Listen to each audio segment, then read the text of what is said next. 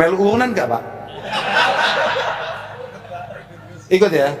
Karena kalau sama ngomongkan maulid itu hubungannya dengan urunan Pak. Loh iya, maulid itu hubungannya dengan mengeluarkan sesuatu.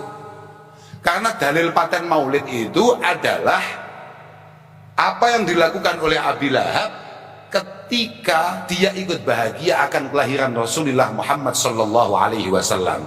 Makanya kalau ngomongkan maulid kemudian dia tidak mengeluarkan sesuatu, ada satu desa kok kemudian kepala desanya tidak mengeluarkan apapun, ya mohon maaf, ini kan jauh lebih parah daripada Abu Lahab. Mohon maaf ya, mohon maaf Pak, saya itu saya nggak ngerti apakah dengan urun apa tidak saya nggak ngerti loh, memang begitu. Assalamualaikum warahmatullahi wabarakatuh. Alhamdulillahirabbil alamin. Kita jumpa lagi dulur di channel Santri Dusun ya. Dulur-dulur bisa mendukung channel saya lewat subscribe, like, juga komen sebanyak-banyaknya dulur. Dulur-dulur yang dirahmati Allah, pada kesempatan kali ini saya akan menyajikan atau membagikan ya video ngajinya Gus Kausar. Dalam video ini Gus Kausar salah satunya menjelaskan atau menyuruh kita untuk jangan kita salah untuk memilih pemimpin. Ya, lebih jelasnya kita langsung saja simak videonya dulur. Bismillahirrahmanirrahim. Jadi ketika Ismun datang ke rumah kami, langsung kami tolak. Tapi kemudian beliau membawa teman-teman kepala desa dan lain sebagainya ke rumah dengan wajah penuh melas dan memprihatinkan, membuat kami akhirnya tertipu untuk yang kesekian kali. Tapi ternyata setelah kami datang di sini, alhamdulillah luar biasa sekali acaranya. Moga-moga benar-benar ada faidah dan gunanya.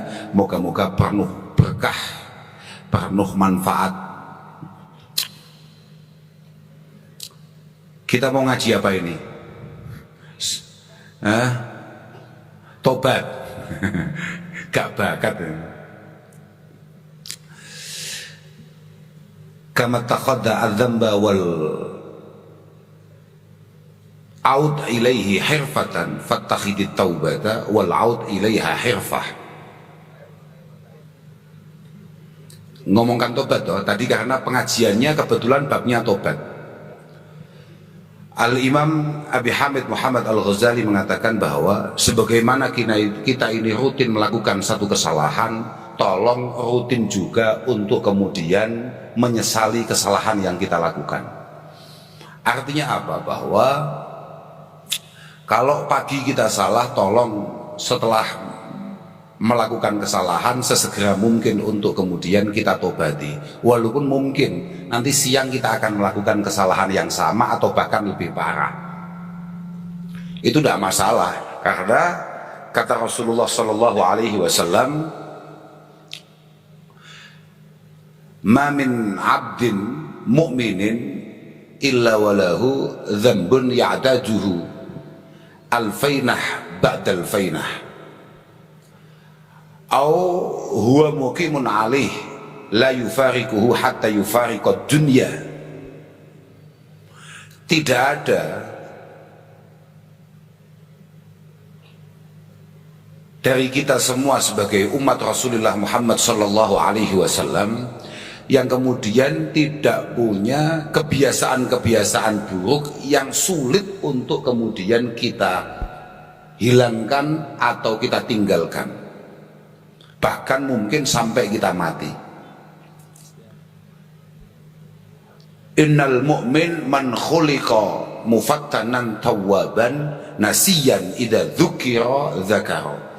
Bahwa seorang mukmin sejati itu memang desain awalnya, artinya dari awal dia itu terdesain untuk menjadi orang sing mudah salah, mudah keliru, mudah dosa, tapi juga cepat untuk segera tobat, tapi lupa lagi dan kemudian salah lagi. Yang paling penting idza dzukira dzakara. Kalau diingatkan, kalau dinasihati, kalau kemudian ditegur, dia segera berbenah. Itu. Sampean boleh salah, tapi jangan kemudian merasa benar. Bahkan ketika mungkin dari kita itu merasa ketepatan atau kebetulan benar, dawuhnya Gus Wahim tadi, kita tetap harus membuka pintu taubah selebar-lebarnya, karena perasaan kita akan kebenaran yang kita lakukan itu sudah layak untuk ditobati, atau itu adalah sebuah kesalahan baru. Kita merasa benar, kita merasa paling baik, kita merasa paling solih.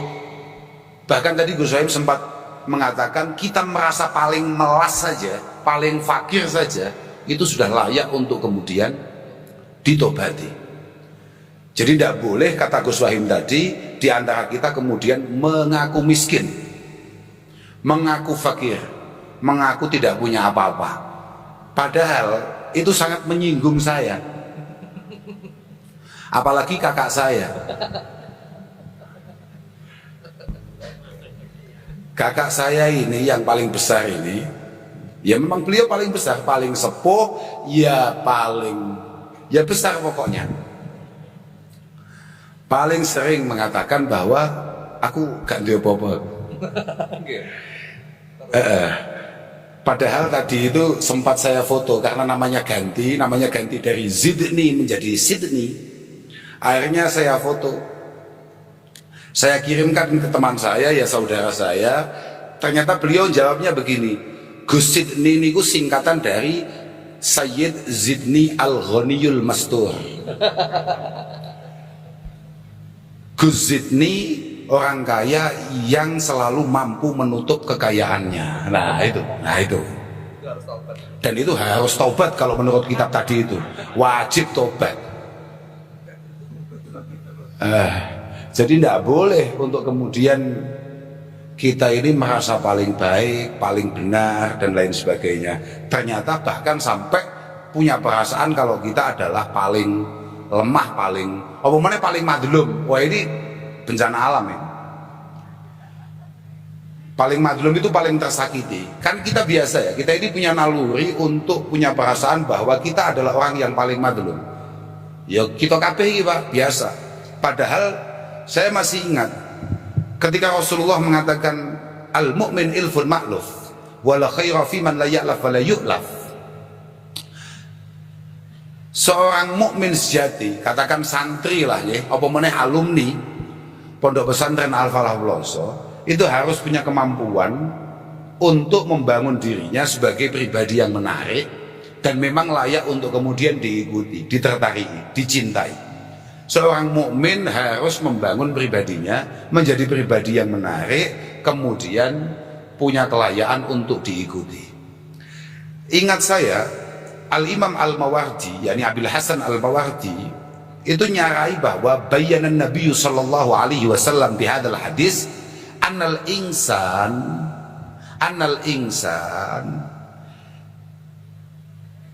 la yaslamu illa bil ulfah, bahwa manusia itu tidak akan pernah selamat kecuali kemudian membangun kekompakan, membangun kenyamanan di antara sesama. Li'annal insan maksudun bil adiyah mahsudun bin ni'amah. Karena manusia itu kalau belum jadi siapa-siapa, manusia itu kalau masih awal, katakan baru lahir begitu saja, itu sudah menjadi sasaran disakiti orang lain. Sampeyan masih lemah, belum punya apa-apa, atau bahkan mungkin tidak berpangkat, atau mungkin tidak berpendidikan tinggi atau apa, itu harus siap-siap mendapatkan cobaan, menjadi sasaran, disakiti orang lain. Ketika kamu di bawah, maka kamu punya potensi untuk itu. Tapi ketika kamu kemudian, kalau bahasanya saudara Bambang Pacul radhiyallahu anhu, melenting ke atas, maka cobaannya akan berubah menjadi mahsudun bin ni'mah. Maka kamu harus siap-siap untuk kemudian memiliki banyak lawan, memiliki banyak musuh yang iri, yang hasud, yang dengki dengan apa yang kita capai atau pencapaian kita. Iku wis gawan bayi menungso.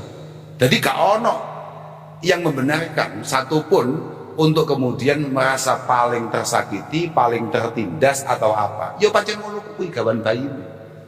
Fa idza lam yakun ilfan ma'lufa,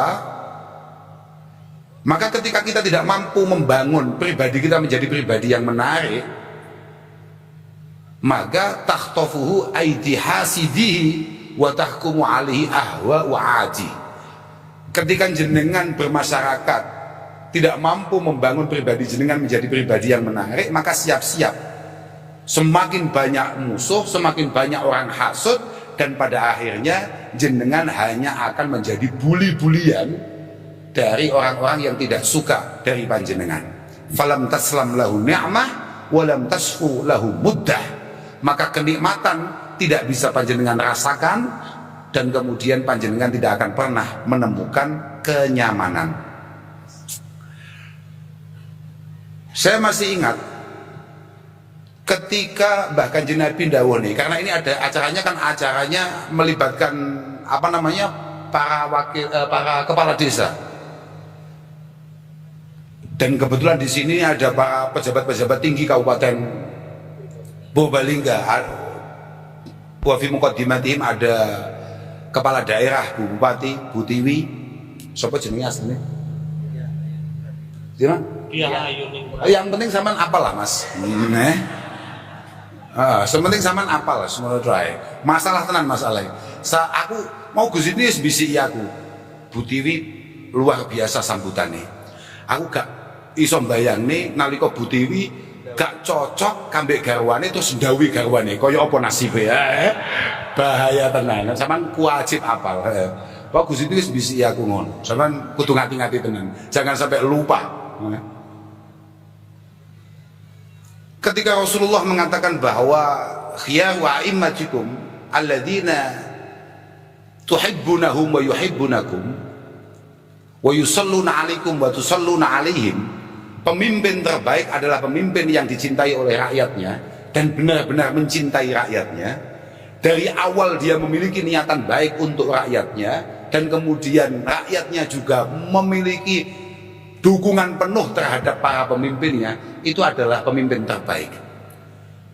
Sangat dicintai rakyatnya, dan kemudian dia juga benar-benar mencintai rakyatnya. Dari awal niatannya sudah baik untuk masyarakatnya. Masyarakatnya penuh harap terhadap para pemimpinnya. Itu adalah pemimpin-pemimpin paling istimewa, kata Rasulullah Shallallahu Alaihi Wasallam.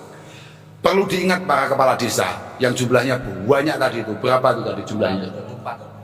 224. Kenapa nggak dijadikan 212 saja?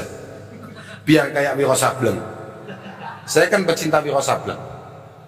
212. Makanya saya kalau ditanya nomornya berapa, nomor saya kan akhirannya 212. Oh, alumni 212 Gus. Oh, nggak ada hubungannya. Saya ini alumni Wiro Sableng, hatam saya. Baca itu. Enaknya besok desanya dijadikan 212 saja.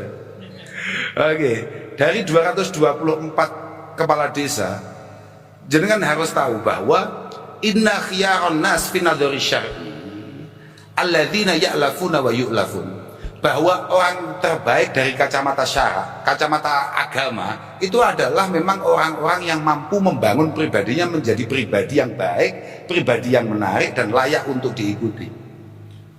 Wa khususan hina yagununa fi mansibin wa mas'uliyah.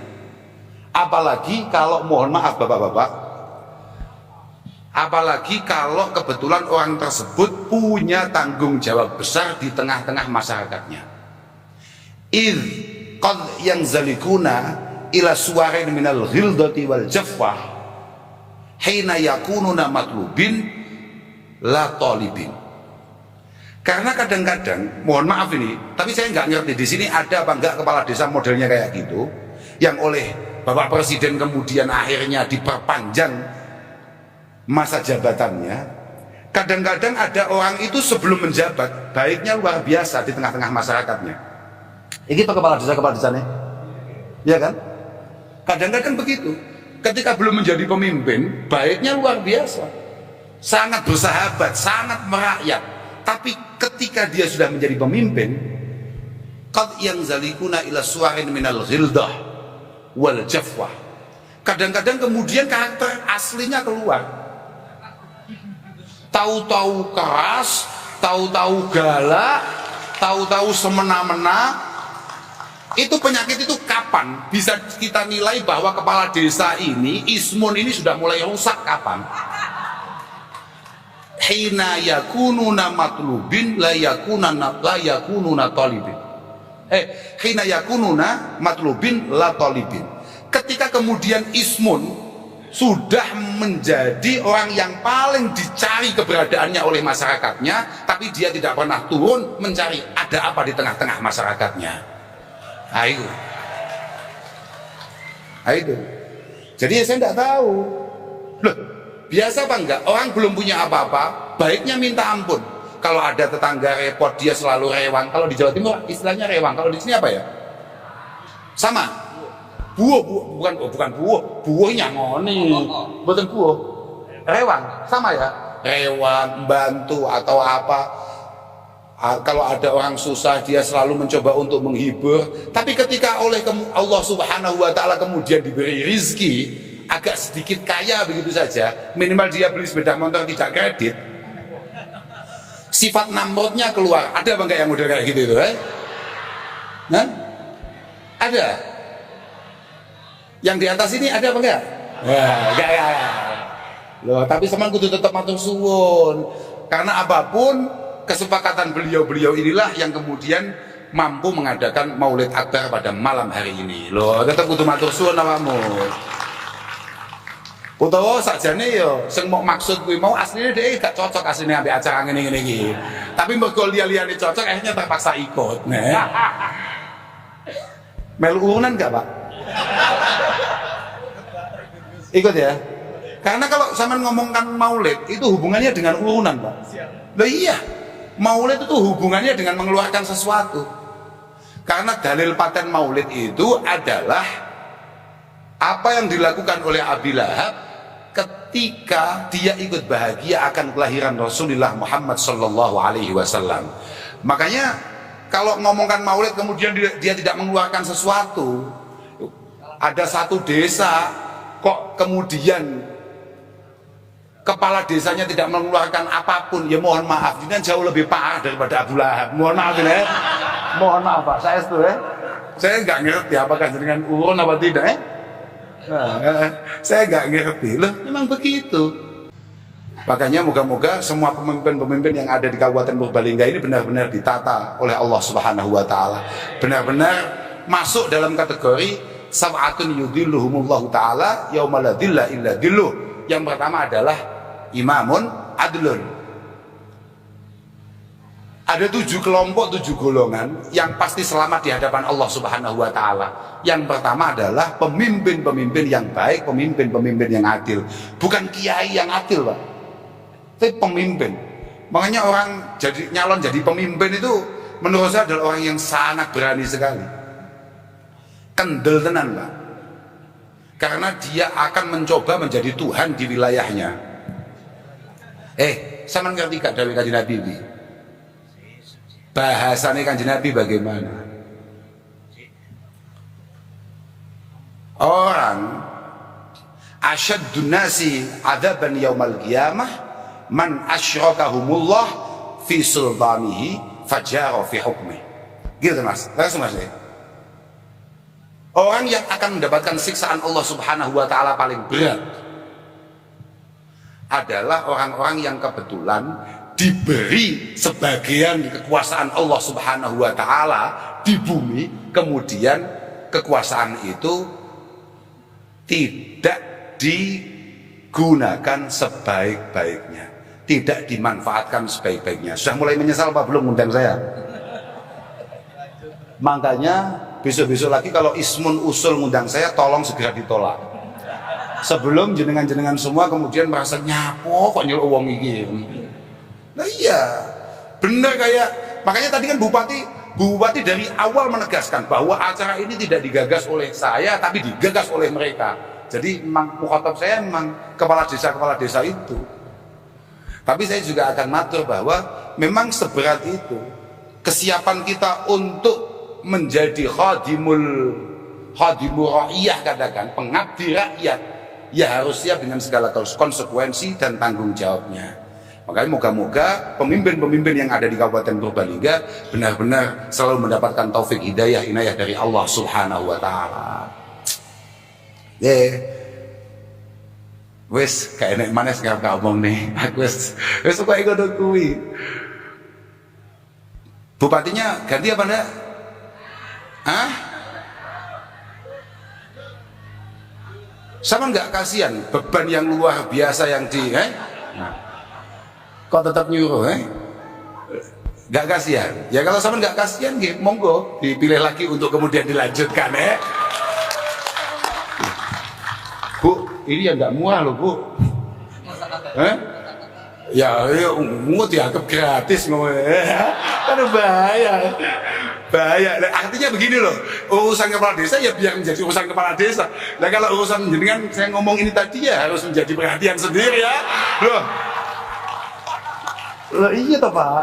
Artinya jenengan jangan sampai kemudian merasa akan oleh Allah Subhanahu wa taala. Yang paling penting kan itu, yang paling penting adalah kemaslahatan dan kemanfaatannya. Katanya napa Mas? Khairun nas anfa'uhum linnas. Khairun nas anfa'uhum linnas. Itu semuanya hafal. Sama kayak ahabbun nas ilallah anfa'uhum linnas. Orang yang paling dicintai Allah di antara kita semua adalah yang paling bermanfaat di antara sesama. Wa habbul a'mal ilallah, kira-kira. Wa habbul a'mal ilallah surun tudkhiluhu ala qalbil mu'min. Amal yang paling istimewa adalah ketika jenengan mampu memberi kebahagiaan kepada orang lain.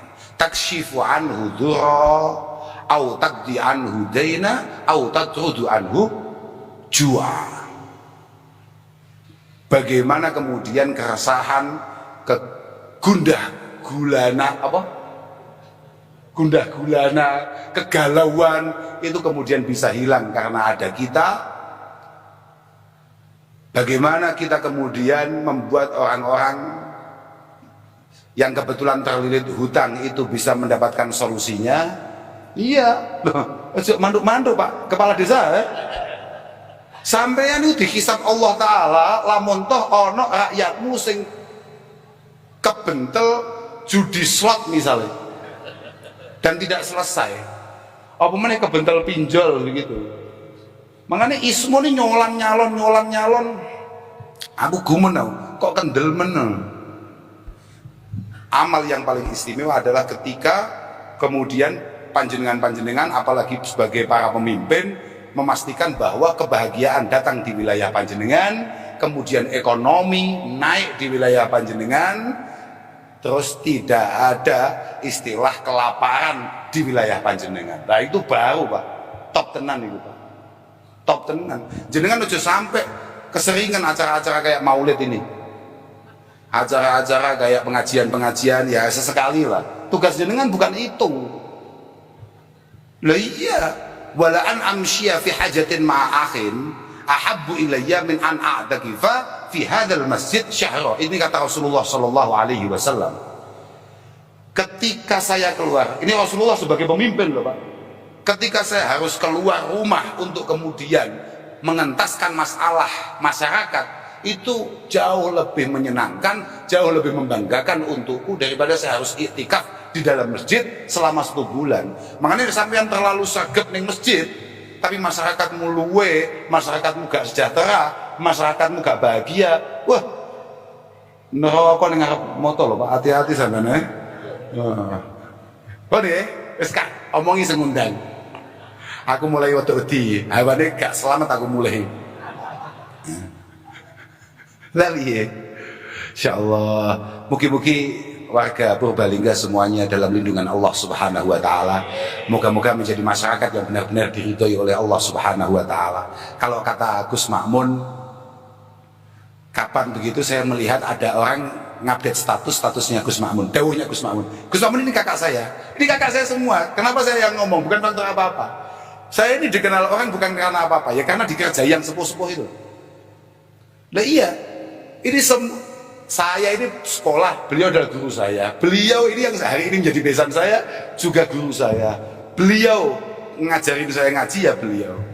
Makanya beberapa hari yang lalu saya melihat Gus Makmun itu mengeluarkan satu dawuh. Ya tidak tahu di HP-nya siapa, saya lupa di WA-nya siapa. Kemudian Gus Makmun dawuh.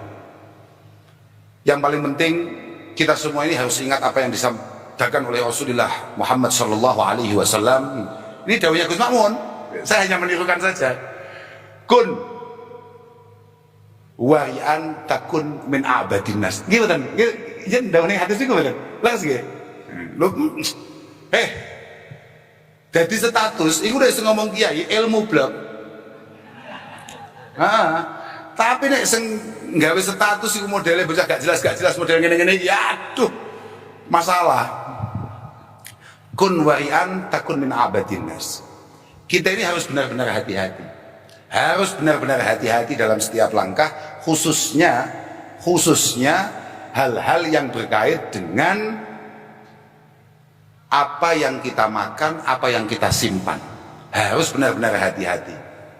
Tolong pastikan uang yang kamu bawa pulang, uang yang kemudian kamu tabung, yang kamu berikan ke anak dan keluargamu benar-benar dari jalur yang dihalalkan oleh Allah Subhanahu wa taala. Sudah, kalau itu kamu lakukan, pasti kamu menjadi abadinas, takun min abadinas. Kamu akan menjadi orang yang paling ahli ibadah di antara yang lain. Warda bima qasamahullahu lak takun min aghnan nas. Ngoten nggih? Enten niku riwayat sing ngoten niku wonten, nggih. Lah ngene iki lho angele. Kitabe beda nih malah geger gitu. Kamu harus belajar untuk rela, untuk ridho dengan semua yang sudah ditakdirkan Allah Subhanahu wa taala untuk kita. Kalau kita bisa melakukan itu, insya Allah kita akan menjadi orang yang qanaah, menjadi orang yang mampu menerima keadaan dengan nyaman, dengan tenang, dan kita sudah masuk kategori orang yang paling kaya. Sama harus tahu ya, walaupun mungkin hal-hal yang akan saya omongkan ini adalah sesuatu yang banyak ditentang orang, bahwa nggak mesti wong sugih itu bahagia, nggak mesti. Saya tidak melihat setiap hari kayak Gus Zidni itu walaupun selalu pegang uang terus selalu padang. Gimana? Iya, betul. Ini kakak saya ini yang paling kaya di antara kita, tapi ya belum tentu setiap hari bahagia. Kadang-kadang yang marah-marah juga. Gitu. Gitu. Enaknya nyekel mic ini. Kayak itu dibalas. Habis ini saya mohon pada MC langsung doa. Jangan ada mau itu yang lain. Bahaya ini. Lah, siapa yang kata kau isane? Ono wong iku sehari penghasilannya 1 juta, 2 juta atau bahkan lebih. Kemudian ketika masuk rumah, bojone peteng, bojone gak padang, di depannya ada sop iga, di depannya ada sate, di depannya ada soto. Ini kira-kira enak nggak soto, sate dan lain sebagainya ini? Pulang kerja dengan bawa uang yang cukup lumayan, tapi situasi rumah tidak padang, tidak nopo ya, tidak kondusif. Istrinya senyumnya nggak simetris. Nah ini aman nggak ini? Ada nggak di antara kita yang kemudian mungkin penghasilannya hanya 40.000, 35.000, 75, paling besar 100.000, tapi ketika pulang mungkin yang ada di meja hanya apa, kulupan, lele itu pun ya lele tadi malam, tapi anak-anak baik, istri senyumnya simetris. Kira-kira lele tadi malam ini masih enak apa enggak? Enak apa enggak? Loh itu maksud saya. Makanya ridho, nyaman, bahagia dengan apa yang sudah ditakdirkan Allah Ta'ala untuk kita, insya Allah kita akan menjadi orang yang qani'an, yang min aghnan nas. Wa ahibba lil mu'minin wal muslimin ma tuhibbu li nafsik wa li ahli baitik waqah lahum ma takrahu li nafsik wa li ahli baitik takun mu'mina. Nah ini Bapak kepala-kepala desa ini harus benar-benar dengarkan ini. Paling berat ini. Apa yang menjadi harapan, apa yang menjadi hal-hal yang kira-kira mampu membuat panjenengan bahagia, itu juga harus panjenengan perjuangkan untuk juga dirasakan oleh masyarakat panjenengan. Sebelum itu bisa terlaksana, maka panjenengan keimanannya belum sempurna. Kalau jenengan bahagia misalnya dapat rezeki, panjenengan bahagia misalnya keluarga sehat, panjenengan bahagia misalnya keluarga bisa bersekolah dengan tinggi, maka jenengan juga harus berjuang bagaimana masyarakat panjenengan juga sehat, punya rezeki yang cukup, kemudian bisa berpendidikan yang tinggi. Sebelum itu panjenengan belum begitu iman, Pak. Jenengan boleh ngaku sebagai orang mukmin, belum boleh. Apalagi kalau itu yang ngaku bupati, semakin nggak boleh, tanggung jawabnya semakin besar. Nah, iya, sama nunjuk tepuk tangan, bahaya ini. Wajawir man jawaraka bi ihsan takun muslimah. Kemudian Rasulullah mengatakan, kamu harus mampu bersosial dengan baik. Jangan sampai ada orang yang tersakiti di lingkungan panjenengan karena keberadaan panjenengan. Insya Allah kamu sudah pantas untuk disebut sebagai muslim sejati. Al-muslim itu apa al-muslim? Al-muslim itu kan man salimal muslimuna min lisanihi wa yadihi. Muslim itu kan gampang. Kriteria muslim itu kan gampang. Ta'rifnya atau apa ya? Definisi muslim itu adalah orang yang lingkungannya merasa aman dari perilaku-perilaku buruk yang mungkin ia lakukan. Pokoknya sampean kabeh sak lapangan ini yang semua hadir di sini, kok semuanya benar-benar berislam dengan baik. Saya yakin saudara Kapolres itu tidak punya pekerjaan. Loh iya, dia tinggal ngopi saja aman. Kalau panjenengan benar-benar Islam sejati, benar-benar Muslim sejati, aman semua. Al-Muslim man salimal muslimuna min lisanihi wa yadihi. Makanya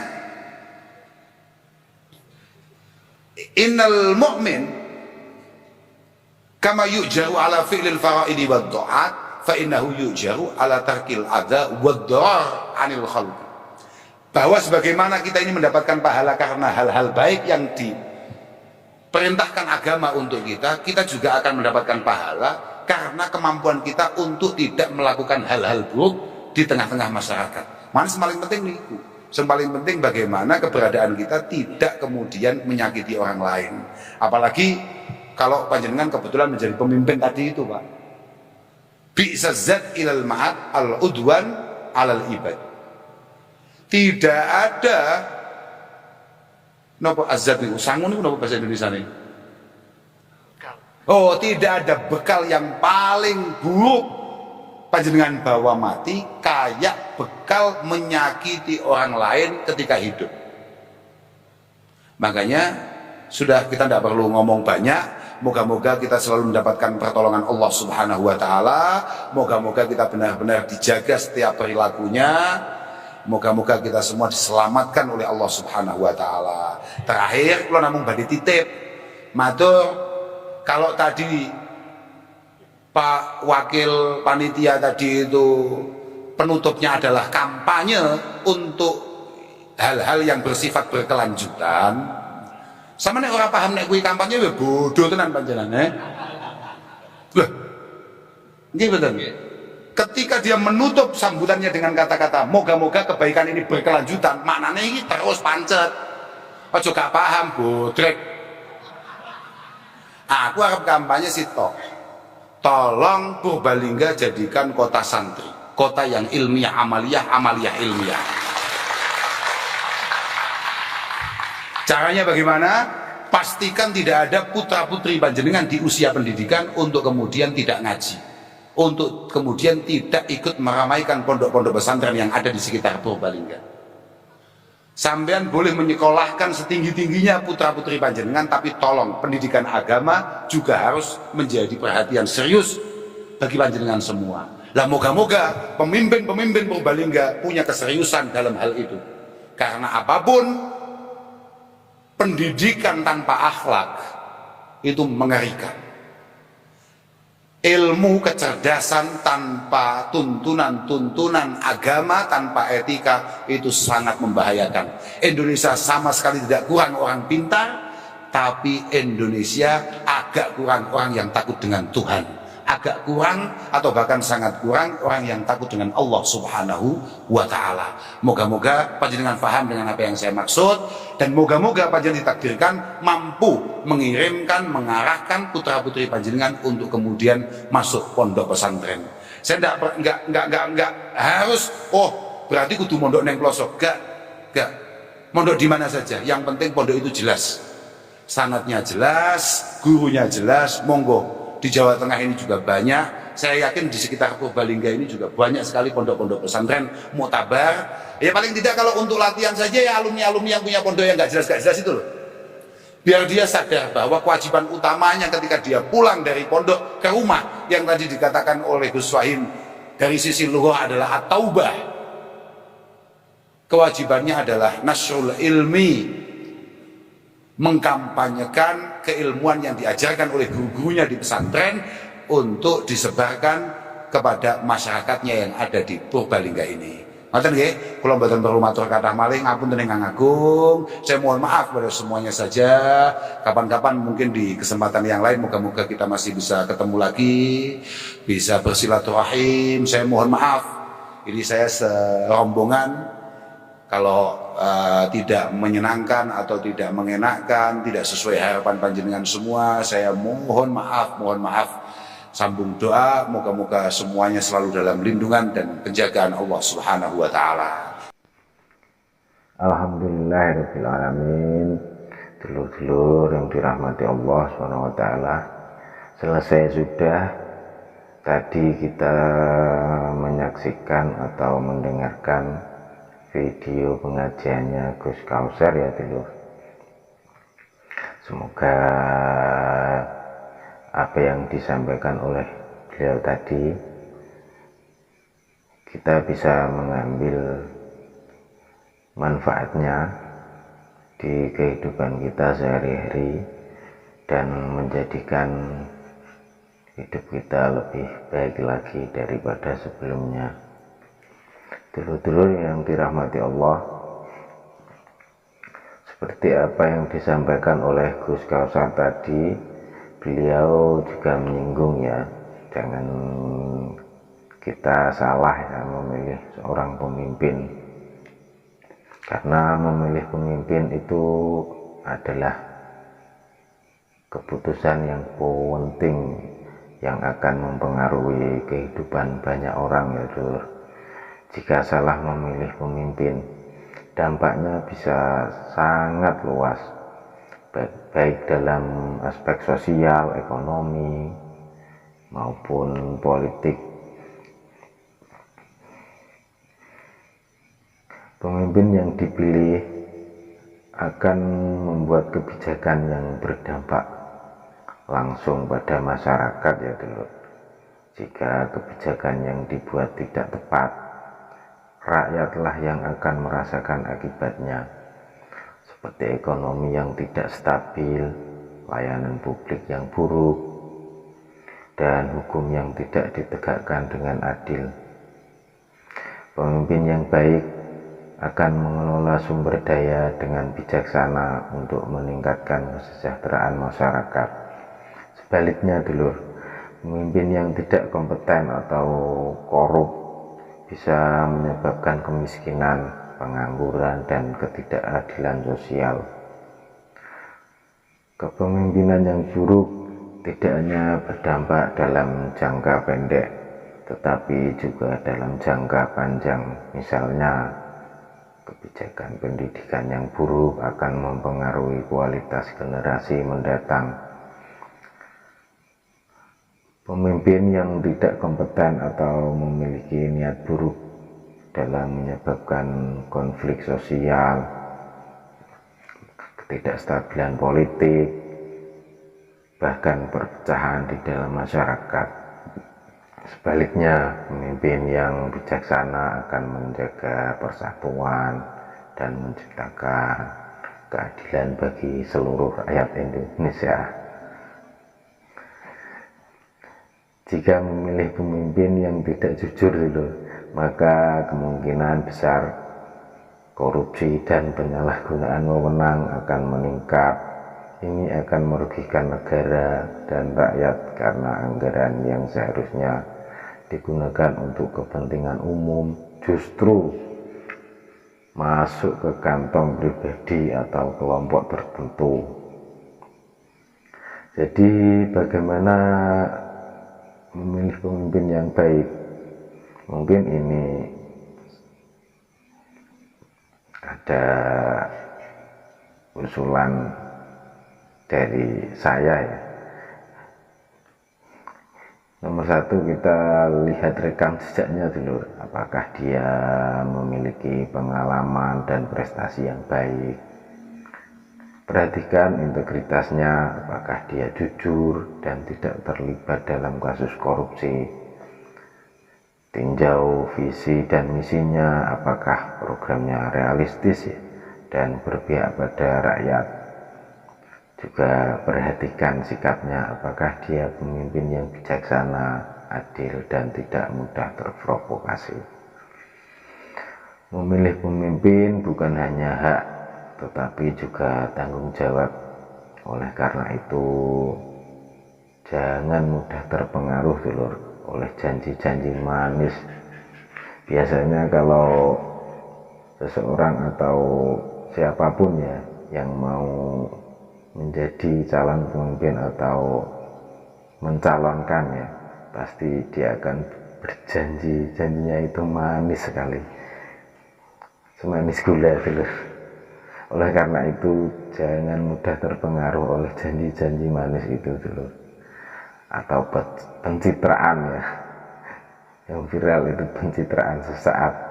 Pastikan memilih pemimpin yang benar-benar mampu membawa perubahan positif bagi masyarakat. Pemimpin yang tidak peduli dengan pendidikan dan pembangunan karakter akan menghasilkan generasi yang kurang berkualitas. Jika sistem pendidikan tidak diperhatikan, anak-anak bangsa akan kesulitan bersaing di masa depan. Pemimpin yang tidak memiliki kebijakan ekonomi yang jelas atau tidak mampu menjaga stabilitas negara bisa membuat investor enggan menanam modal. Hal ini berdampak pada lapangan kerja, pertumbuhan ekonomi, dan kesejahteraan masyarakat secara keseluruhan. Jika pemimpin sering ingkar janji, tidak transparan atau korup, masyarakat akan kehilangan kepercayaan terhadap pemerintah. Ini bisa menyebabkan ketidakpatuhan, ketidakstabilan sosial, bahkan aksi protes besar-besaran, maksudnya seperti demo itu ya sekarang lagi ramai. Pemimpin yang tidak memiliki kemampuan diplomasi yang baik bisa merusak hubungan dengan negara lain. Akibatnya, kerjasama ekonomi, politik, dan keamanan bisa terganggu, yang pada akhirnya berdampak pada kehidupan rakyat. Jika kita salah memilih pemimpin, ada kemungkinan besar praktek nepotisme berkembang, di mana jabatan-jabatan penting hanya diberikan kepada keluarga atau kelompok tertentu tanpa mempertimbangkan kemampuan dan kualitas. Ini akan memperburuk sistem pemerintah dulu dan menghambat kemajuan negara. Pemimpin yang baik akan memastikan kebijakan-kebijakan yang berpihak pada rakyat, seperti perbaikan layanan kesehatan, akses pendidikan yang lebih baik, pembangunan infrastruktur yang merata, dan kesejahteraan sosial yang lebih terjamin. Jadi solusinya bagaimana kita biar tidak salah memilih pemimpinnya. Mungkin satu, ya jangan memilih hanya karena popularitas ya. Jangan mudah tergoda dengan politik uang. Pemimpin yang membeli suara biasanya akan lebih mementingkan kepentingan pribadinya setelah dia berkuasa. Gunakan sumber informasi yang terpercaya. Jangan mudah percaya pada berita hoak atau propaganda tanpa verifikasi. Diskusikan dengan orang-orang yang memahami politik dan pemerintahan. Cari perspektif yang lebih luas sebelum menentukan pilihan kita. Gunakan hak pilih kita dengan bijak ya dulu. Tapi biasanya orang-orang lebih memilih golput. Ya tidak apa-apa lah. Ada juga yang bilang golput itu bukan solusi ya dulu, karena akan membiarkan orang lain menentukan masa depan tanpa partisipasi kita ya dulu. Jadi mungkin kesimpulannya dulu,